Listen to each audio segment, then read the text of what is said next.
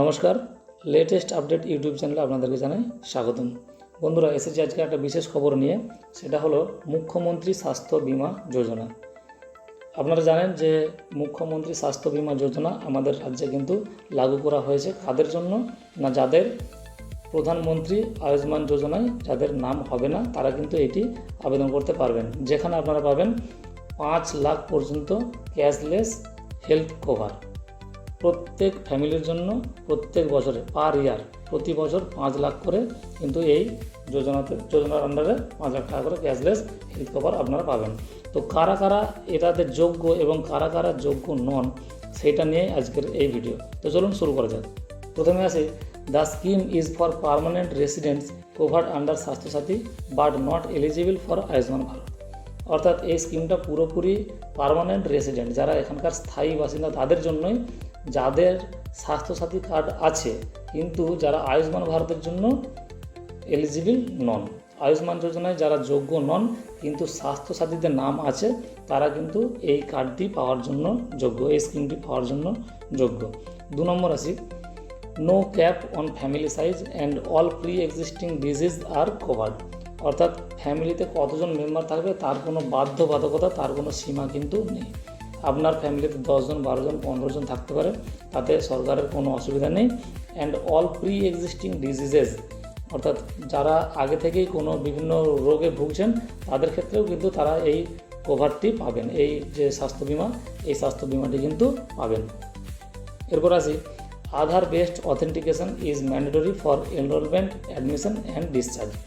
এই যে Aadhaar based authentication, অর্থাৎ ফিঙ্গারপ্রিন্ট বা ফেস এটা স্ক্যান করি, কিন্তু এই স্ক্যানটা কিন্তু বাধ্যতামূলক এনরোলমেন্টের জন্য এবং অ্যাডমিশন অর্থাৎ ভর্তির জন্য এবং ডিসচার্জ ছাড়া পাওয়ার জন্য, অর্থাৎ হসপিটালে ভর্তি, ছাড়া পাওয়া এসবের জন্য কিন্তু আধার বেসড অথেন্টিকেশন জরুরি, বাধ্যতামূলক। এরপর আসি, treatment will be available at Ayushman Bharat empanelled hospital. অর্থাৎ আয়ুষ্মান ভারতের আন্ডারে যে সমস্ত হসপিটালগুলো রয়েছে সেই সমস্ত হসপিটালে কিন্তু এই কার্ডটি নিয়ে কিন্তু আপনারা ট্রিটমেন্ট করতে পারবেন। এই যে স্কিমটা, এই স্কিমটা কিন্তু সমস্ত আয়ুষ্মান ভারত যে হসপিটালগুলোকে এমপ্যানেল করেছে সেই সমস্ত হসপিটালেও কিন্তু আয়ুষ্মান ভারতের সঙ্গে সঙ্গে এই কার্ডটিও কিন্তু মুখ্যমন্ত্রী যে কার্ডটি দিচ্ছেন সেই কার্ডটি কিন্তু আপনারা ব্যবহার করতে পারবেন।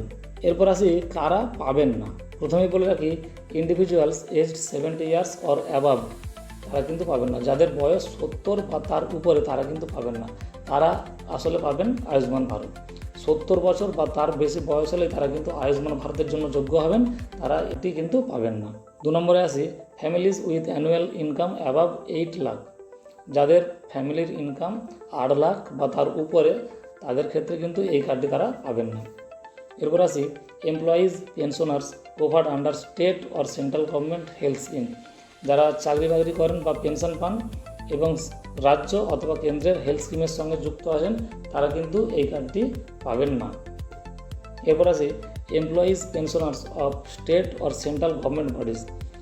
স্টেট এবং বা সেন্ট্রাল গভর্নমেন্ট বডির যারা এমপ্লয়ি বা পেনশনার রয়েছেন তারাও কিন্তু এটি পাবেন না, এটির জন্য তারা যোগ্য নন।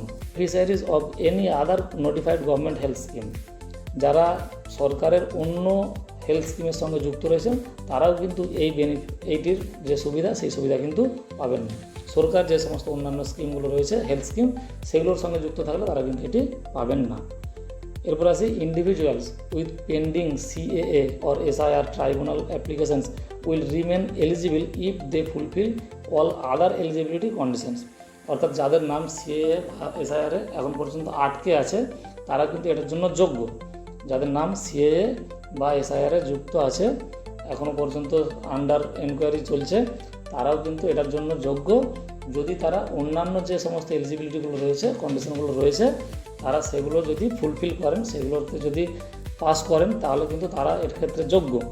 পরে যদি SIR নাম বাতিল হয়ে যায় তখন সেই কার্ডটা ইনভ্যালিড হয়ে যাবে। তো বন্ধুরা, এই ছিল আজকের ভিডিও। যদি ভিডিওটা ভালো লাগে অবশ্যই ভিডিওটা লাইক করুন, চ্যানেলটিকে সাবস্ক্রাইব করুন, আর কোনো কোয়ারি থাকলে অবশ্যই কমেন্ট বক্সে কমেন্ট করতে ভুলবেন না।